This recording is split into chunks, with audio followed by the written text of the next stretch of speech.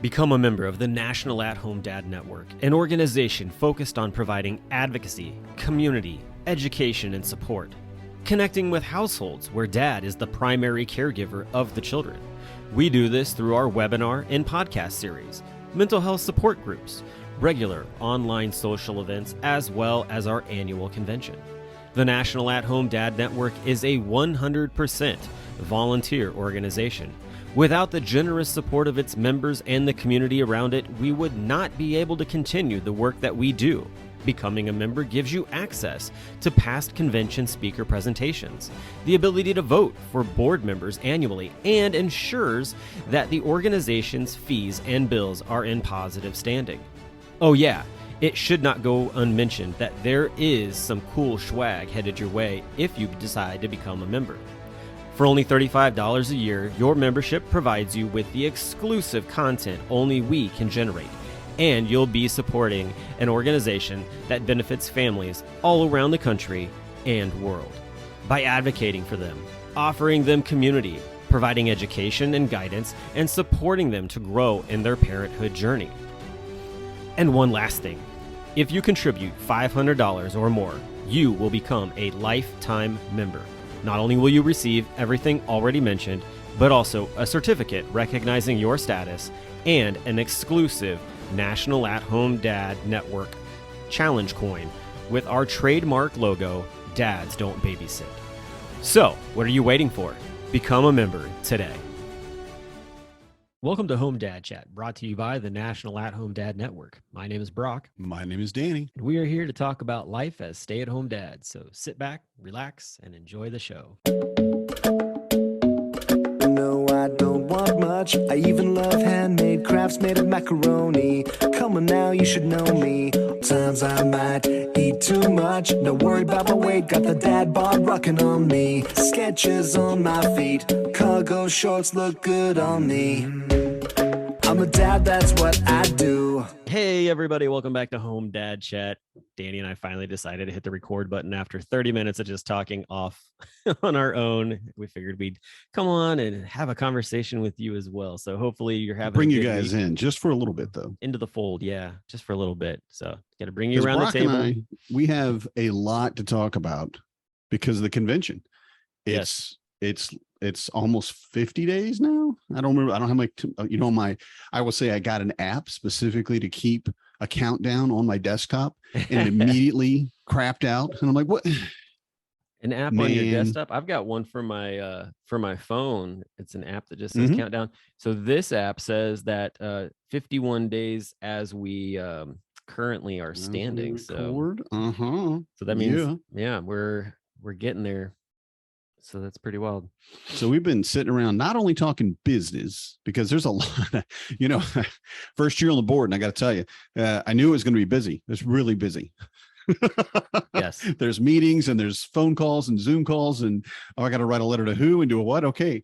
It's been really impressive to me, the amount of work that gets done and the amount of times I've been able to get out of doing work because I'm like, I don't know if you want me to be your person talking to so-and-so. Okay. You're going to do it. Okay, cool. Because I'm like, I don't know, man. I don't think you're going to like sponsors and everything we got going on and everything else that's going on with the convention. It's food wild. Services and T-shirts and trying to, just planning the day-to-day program is one thing, of course, which is a huge thing. But then all the stuff that we want to try to do extracurricular. Yeah. Because granted, it's a parenting conference. Yeah, you're going to go in, you're going to find your tribe. You're going to have people to talk to that get you. You're going to learn some stuff about being a dad. All wonderful stuff. Also, maybe you want to go-kart riding. Yep. Maybe you want to go hiking. Maybe you want to go out, find every brewery that you can stumble to in the neighborhood, find that cigar lounge that you have been waiting to go hang out in. Yeah. And it's just amazing how much stuff is going on. It really, every year I learn about more stuff. We do that too. Oh, we do that too. That's amazing. And I say being on the board has given me a little bit of a behind the curtain. And I just want to tell anybody that may be thinking about getting on the board, do it. Yeah. Get in there, get your hands dirty. We need help. We're a volunteer organization, all that we've said before, but definitely put your name in the hat. And if you don't get in the first time, do it again next year, because it's a rotation. And if you We're don't get, constantly, and if you don't get in the first time, whatever it is that you're wanting to actually like have an impact on and do, like volunteer to like start working on that even on the side with Mhm. with the board as a volunteer in that way. And then that also helps get more noticed, and also like helps to even get whatever it is that you're trying to do out there, even when Mhm. you're not on the board, because sometimes it's nice to not be on the board and be able to do those things as well. So I remember those days. They were very calm. I did for 10 months. Oh, where the time has gone. Yeah, so I don't know if we've announced that or not. No, We don't we don't announce no. anything about the board. It's just like, we're The putting the board guy is a on. secret. We Yeah. did.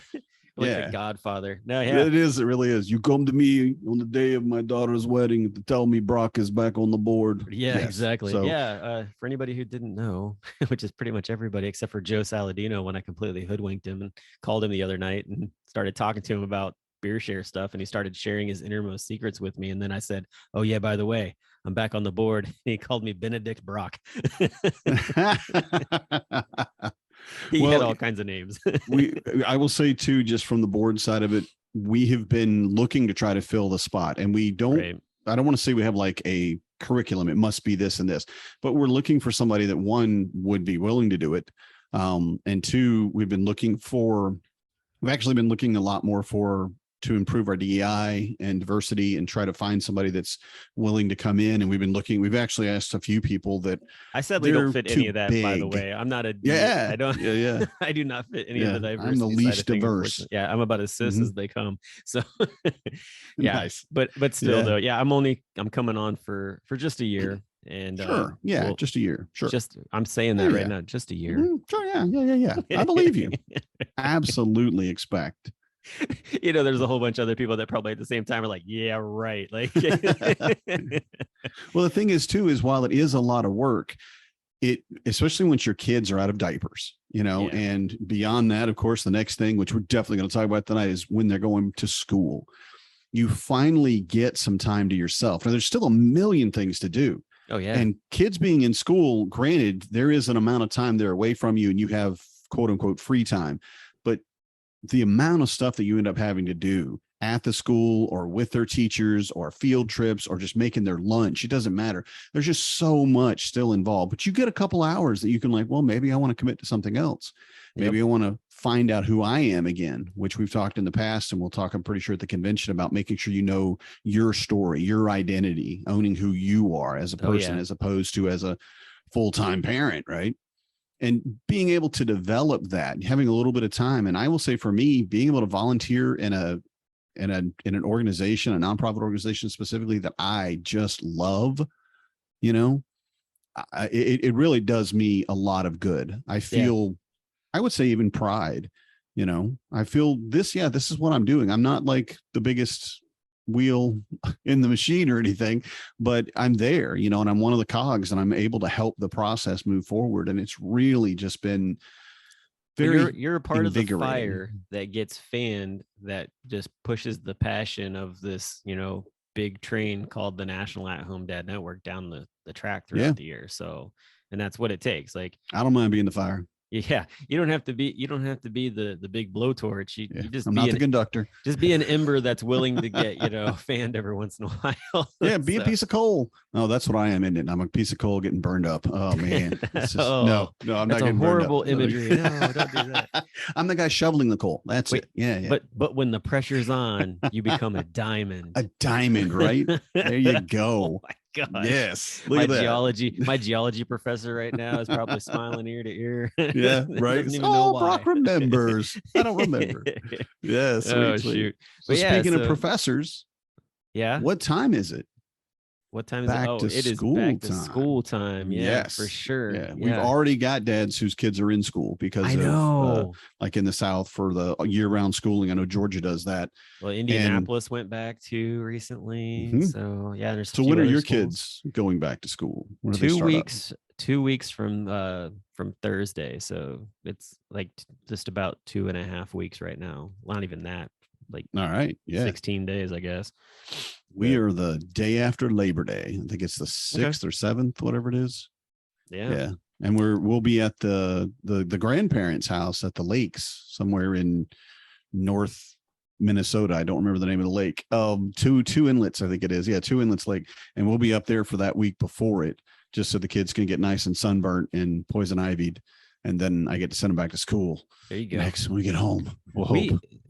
Corey had like found out she had like all this PTO left to like basically use for the year. And I was like, find ability to like take some time off before the kids go back to school. We'll go try to do like one last like, family weekend thing just here in town or whatever and do some stuff. And I've been looking around at some different things. Like I've actually found some mini golf courses that I didn't even know existed here in town that I want to go take the kids to. And, just go eat some different places. Actually, this week, they don't know it yet, but more than likely we're going to go to the largest inland seafood festival in the country. It's here in Cincinnati, actually. That's a very specific thing. I know. Are there a lot of inland seafood festivals? I don't know. I mean, because you said it's the largest. I'm like, and then I'm thinking, well, wait a minute, how do they compare? What do we have locally? Is there I don't know. We have it, but it sounds very cool. Yeah, I mean, you can get a whole Maine lobster for like $12 there. Wow. I'm so excited. Yeah. So just trying to find some fun things to do before the kids go back and just have those like fun experiences, because it's been pretty much like work, and it's just been a crazy summer just with all that. So just all right, like what kind of fun little things can we do before we go back to school, but not kill us on the finances at the same time? Yeah. We're doing the freest things that we can, and there you go. And we're going to Devil's Lake State Park. Okay. Tomorrow, probably, if the weather stays clear. And the kid's like, what's that? What is it? I'm like, look, it's an hour in the truck. All right. But then we get there and we can walk trails. We can have a picnic. We can swim. And they were all, even my teenagers were like, yeah, that sounds kind of cool.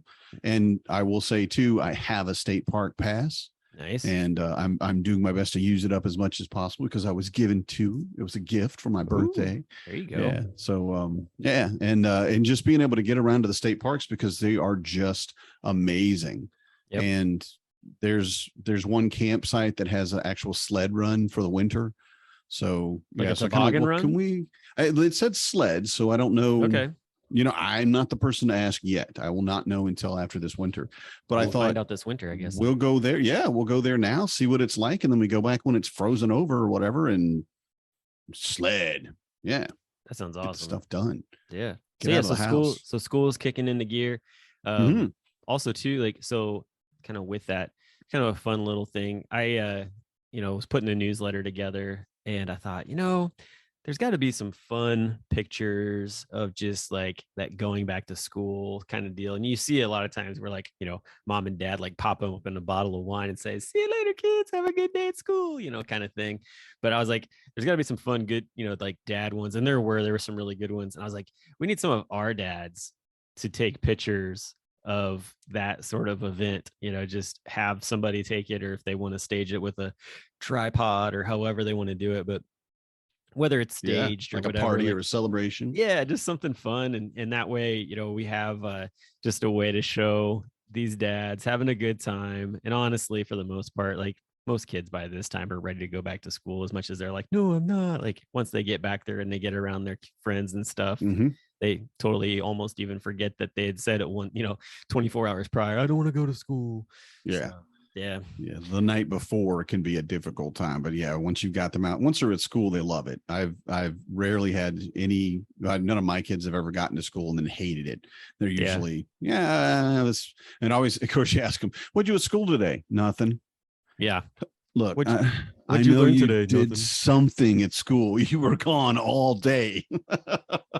And I know your teachers, they're really good at teaching. That's what they do. When I pick the kids up, I tend to ask them, like, what was your favorite thing that you did at school today? And what was one thing that you didn't like about school? And asking those two open-ended questions usually get some kind of answer at least out of them. I don't know. Sometimes it doesn't get a full conversation, but at least gets an answer. I'm like, all right, cool. I got a decent idea of what went on for the most part. Yeah. So, but I guess that's my dad hack for trying to find things out from your kids. Trying to pry them open. Little bit. Like mollusks. Yeah. Yes, very much so. Get that pearl. I'm not telling you anything. Oh, look at that. Yeah, get that pearl. Yeah. Get that pearl. That's what it is. So that's it. You're writing a book. I want to see it. Hey, we're just gonna go back into my Wayback Machine. I believe you said that you were gonna be writing a book, so I did, and I was hoping you'd forgotten that. No, I did not forget that. Because I'm looking at it going, so I have no pages written. I don't know what episode that was, but right now this is episode 80, so I don't know how far back that was. It was well, I will say it was right after the first of the year, because we were talking about, do we do resolutions and what we asked for our kids and what our kids' goals were, and then what our goals were. Okay. And that is one of mine still for this year. It has not materialized, but I will say I have done a lot more of other things this year that revolve around what I could write a book about. Yeah. So there's that, but it really feels arrogant to say, well, I've been doing this, so I'm going to write a book about it. What? Who the heck are you? What? What? I don't want. Who are you? You think you're so important that you want to write a book about? Oh, I did this year. But the reality of it is for me, I just want to write. I want to have things that I've written, and even if it's like a blog, a journal or a blurb or just anything on anything, just the ability to say I'm writing, not that I'm like published, but just that I'm doing it, because I really enjoy it. And I always seem to have a fairly good assortment of words that fall together somehow. And I like it. And it's kind of like a painter who doesn't paint, or a dancer who doesn't dance. This is something that I feel like I not necessarily excel at. I don't mean that, but that I do, that I enjoy, that's fun for me, that I can, get my brain going. And I would love it if, I do have a fairly large ego, and I do have a great deal of love of myself and the way of hearing my own voice, but I would love it if I was like a multi-million-dollar bookseller. Sure. Yeah. I've got 1,000 books out. Sure. That would be great.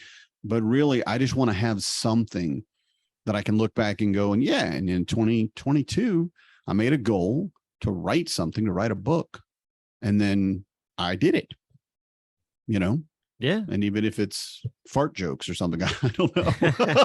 You'll figure it out. It might end up being rushed fart jokes like December 28th. All right, we're just doing this.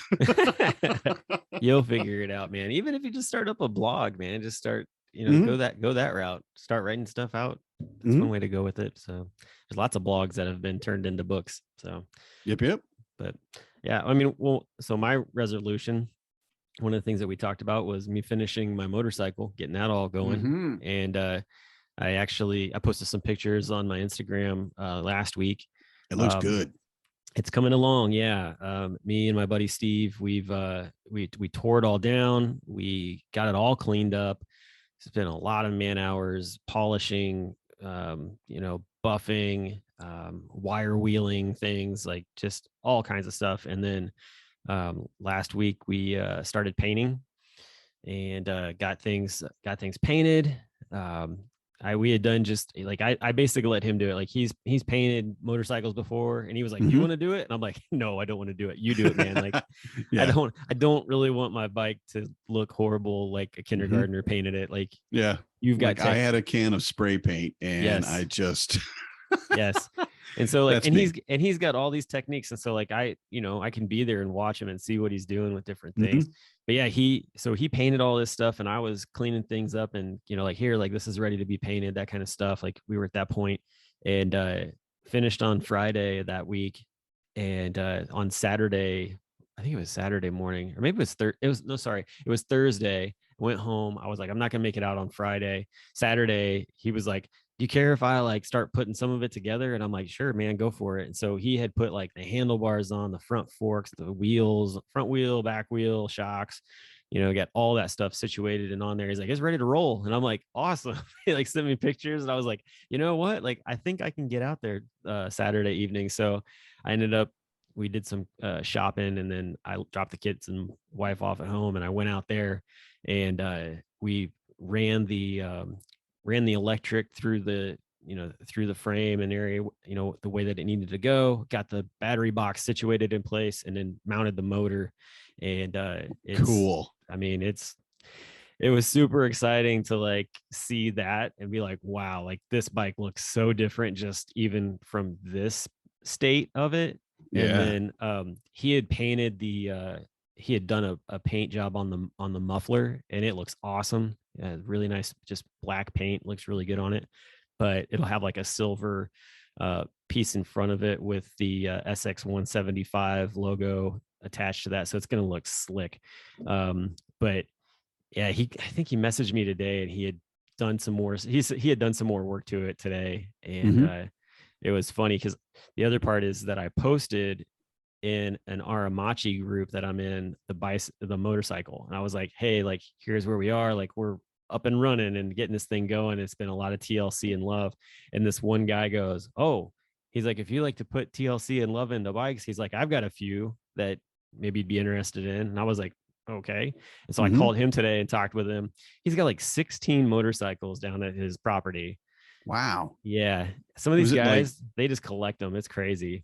Okay. So, I mean, they weren't like wrecked or anything like that. It's just motorcycles he ended up with, and just motorcycles that he's picked up for, he's picked up for good deals. Some of them run, some of them don't run.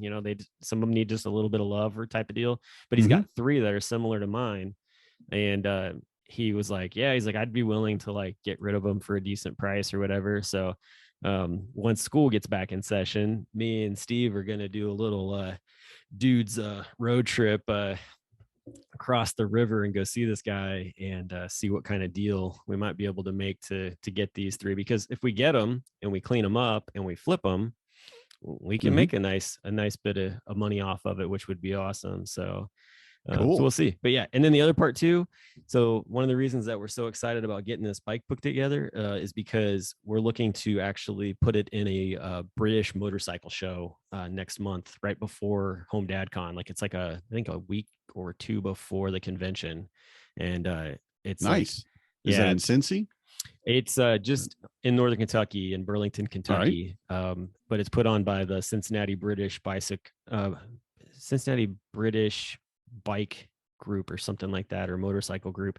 And it's a European like thing. They've got like 15 different like vintage classes or whatever that you can enter into and stuff. So figure, hey, why not? Like let's see what it does. Like that would be pretty cool to like win a trophy for that, but at the same time, like, just to be able to show off that we got it done would be super cool too. That's the thing. And you'll get to talk with other people who've done what you did. Right. And this is their passion project. This is their thing that they went in like, oh, and they'll appreciate what you did because they know how much work it is. They know what you had to do. How many wire brushes did you wear out? When you were doing that, no right? kidding, right? So, how many little pieces of wire did you pick out of your shirt? And did your kids find in their socks? Like, oh, that hurts. I'm like, oh shoot, man. Let me take a look at that. Like let me pull that out there. Sorry about that. Like, because those things go everywhere. You have to run a magnet all over the laundry when you take it out of the dryer. Right? No kidding. Sure got everything out. Why are these shirts all clumped together with this magnet? What's going on here? Too much iron in your diet, I guess. I guess, yeah. But yeah, so that's what's going on with that side of things from earlier on this year. So since our kids are older, I think you and I are absolutely ready for school to start. Yes, absolutely ready. Right. I've got bags of school supplies and everything. Like we're ready to go. That's where I was going. I was going to ask you, where are we looking on school supplies? Because I have enough from last year because I keep everything that I can. I mean, even little erasers or whatever it is, because it's just one less thing I've got to buy a pack of, this year. And if I can get a bulk deal, because I've got 4 kids. Okay. So every kid needs a pair of scissors. Okay. All right, cool. So that's 4 pair of scissors. Well, there's a 6-pack for, and I'd save $5. All right, give me the 6-pack because we'll use them because I'll lose them, almost immediately. Right. So my coffee table is covered in school supplies.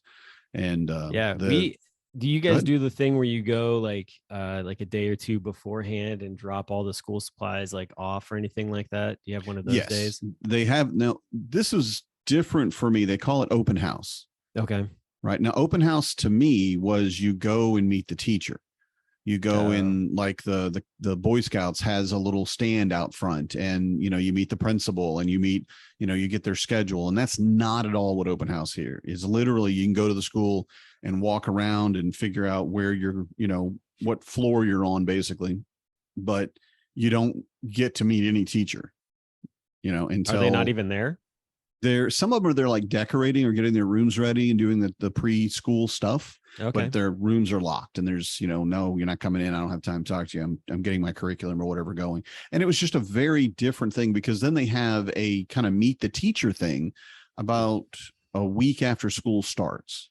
Oh, interesting. And so then you can go with your kids and go to the school and, go meet the teachers. And they're like, they don't have their schedule finalized until a week before school starts, I think. I think it was the 28th. I wrote it down because I don't remember the exact date, but it was not. I'm just like, okay, I know that's a lot to get together, but I'm pretty sure we just had all this done in Georgia. I don't know. So, and I'm not in any way critical of it or bashing it. I don't mean to sound like that. It's simply such a new experience, and I know there's reasons for it. Sure. And I mean, I've said it before, I could not be a teacher. So I'm just saying the day-to-day stuff, much less all the stuff you've got to do over the summer and in late nights and all that other thing that you've got to put together just to keep your classroom stocked, Right. But we're going to go in, and they all have lockers, even at the elementary school, which is completely new for me. But again, you have your winter clothes. You have your coat and boots and snowsuits or whatever else, and you're not going to wear that in class. You just stick them in your locker. So even the elementary school kids have a locker to put their stuff in. Do they lock up their lockers, or are they just like they're combination locked? So really? Even for a kindergartner? Yeah. Oh my gosh. I'm pretty sure. No, I may be wrong. I may be wrong. All have the same. You all have the same number, 010. Just do this. It may not be locked. It may be that you can bring a lock. I don't remember at elementary school, honestly, but but it was just amazing. And they were all like, the full like 6-7 foot tall lockers. Oh wow. So yeah, it was very impressive. It was odd going into an elementary school and seeing just the halls lined with lockers. But the first time I had to send them to school with their snowsuits and boots and their coat and their hat and their mittens or gloves, and just, wow, okay, yeah, you need a place to put all that. So see, I would be concerned too with, you got little kids and you got lockers. For me, it's like, hey, where'd little Billy go? I'm in here. Like, help me, I can't get out. For real. And it wasn't so much that somebody pushed him in there. It was like, hey, I can fit in here. And then someone just accidentally shut the door. Was like, yeah. What's your combination? I shut the door myself. Or that too. I got in my locker and locked myself in there. Of course you did. Well, snack time's coming. I'll push a piece of celery through the slots. Yeah. Here's the fruit strip. That fits through the groove. You're good. It's all we can janitor Bob here in a second. I'll send you a sandwich if you really want a sandwich, but you're not going to want it. Oh my squish it through the things. Can you just put the straw through there and just like set them? Yeah, just stand here and hold your water bottle for you. But then what are you going to do? Because you're going to have to pee. Oh my gosh. You know it's coming. Yeah. Anyway, wow. Too much Judy Bloom in my life. Right. And the other thing I'm thinking is this year I'm going to get the kids a separate bag for their boots and snowsuit and stuff, because a lot of times they have to wear them in the morning, but they don't wear them home. They wore just their shoes all day, and they don't need, they're not going to go back out in the snow, so they don't wear their boots to get off the bus, basically. Yeah. So they're carrying their boots and carrying their, and I'm like, I guess just get them another bag. Is that what we do? That works. I don't know. We went with, so last year the kids were like, I need some more food. Like, and we had a lunch box, and we had one of those like little bento box things. And, you only put so much in there. And I was telling Corey, I was like, we got to find something bigger to put in so that there's more room. And so she found a different like style of bento box that's a little bit bigger. The problem was that like it shows up and it will not fit in the bags that we have. And I'm like, well, I guess we're not going to be using those until we can find a lunchbox. And of course, right now, like it was the beginning, or it was like in the middle of school, it's like not going to be able to go and just find those kind of lunch boxes more than likely. And so this year we were looking around, and sure enough, like Corey found like the last two of like this larger size lunch bag type of deal, and we brought it home and we're like, please fit, and they did. They like fit in there perfectly, and we're like, yes. And it's got a spot to like hold their water bottle and everything, and I'm like, all right, this is awesome. Like, this is going to be the game changer for this year for being able to just throw stuff in, because a lot of times too, like, they'll eat what they'll eat, and then the rest of it, it's like car, like they get in the car and all of a sudden you're like, why does it smell like a peanut butter and jelly sandwich all of a sudden in this car? And I used to get really mad about it. And I'm like, why didn't you eat your lunch? And I'm just like, screw it, whatever, like eat whatever. Like, at least you're eating. You're eating. You're not hungry. I assume I did what I needed to do to keep you alive. We're good. You didn't pass out at school. Fine. Eat whatever. Like, we'll figure it out. And you have food. I have done my job. I have given you sustenance. You've decided to not eat the sandwich. Well, all right. Well, in my two, I'm like, well, like, I guess I don't need to give you a snack. Like, you've got that now. You're good until dinner time. Like, eat that sandwich.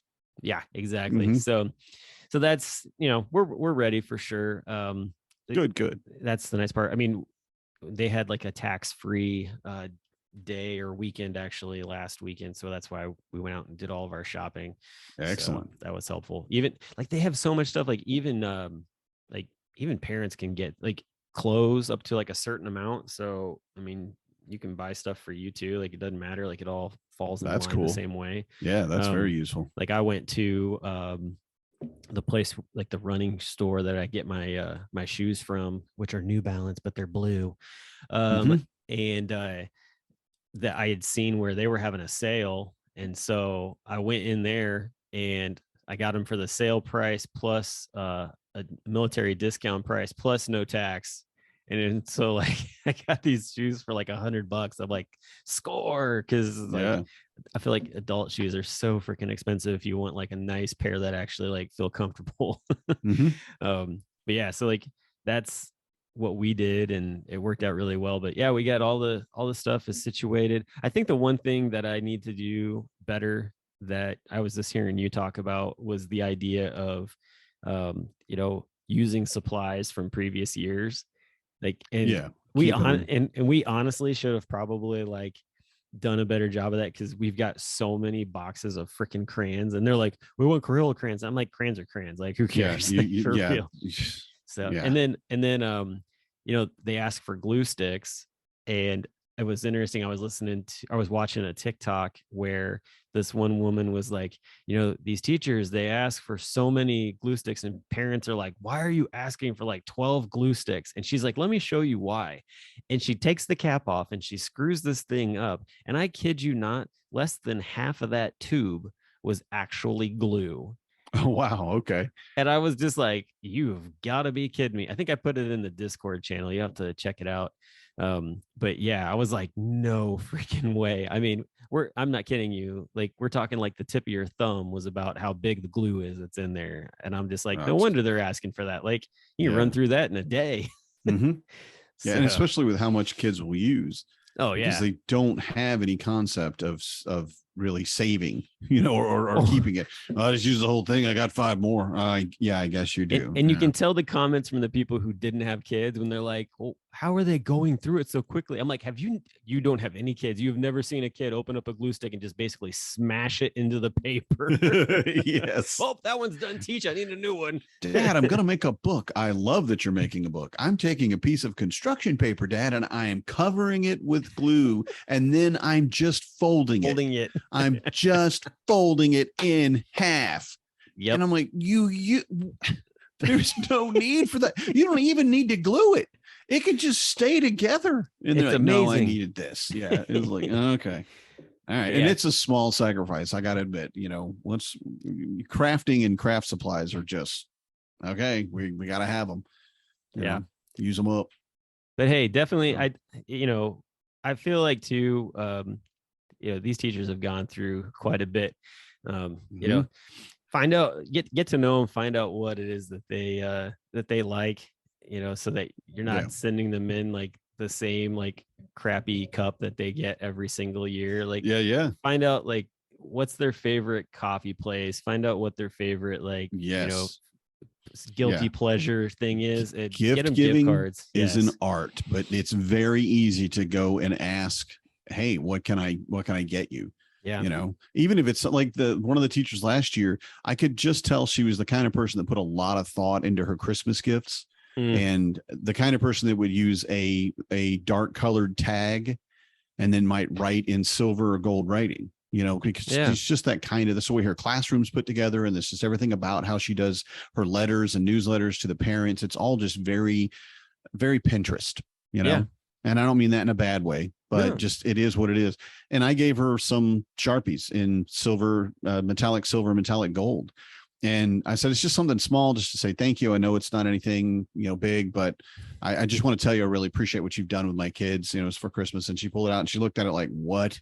And I'm like, you are the kind of person that sends cool gifts for Christmas.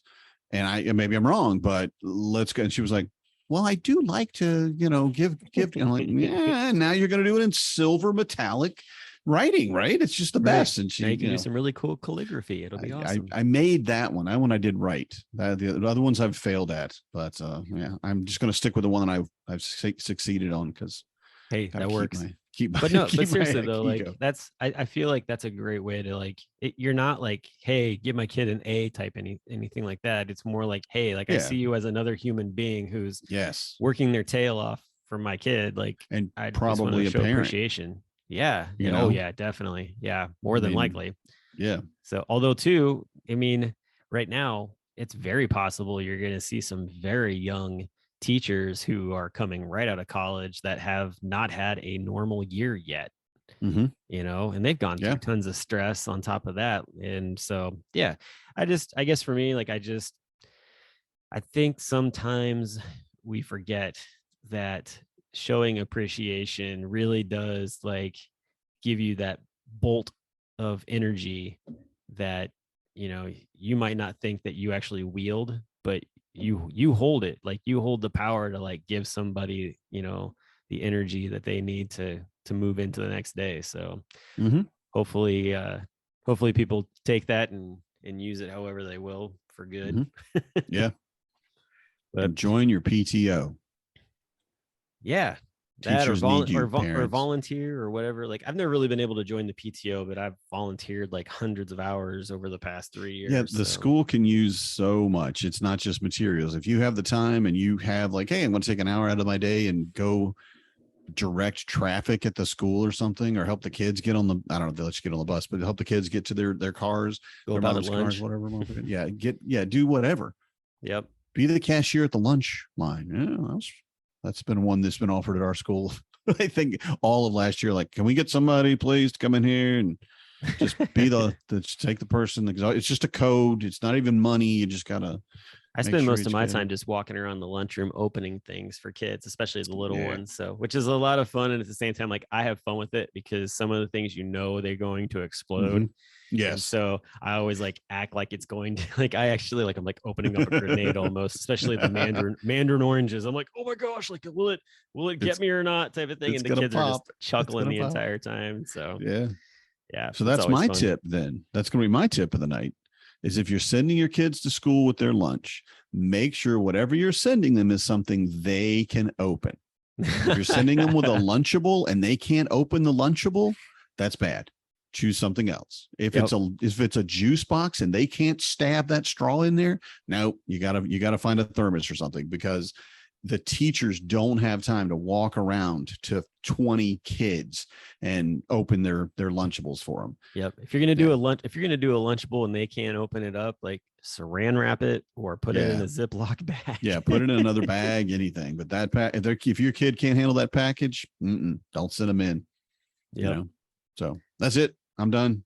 I'm done too, man. Hey, it's been a good show. I hope everybody gets their kids back to school very seamlessly, no big deal. But be sure to take those pictures and send those in, because we want to see, you know, just dads and their kids out having a good time going back to school and whatnot. And you know, however that comes about, we want to see it. So yep. Send them into us, and we'll talk to y'all next week. Have a good one. Good night, everybody.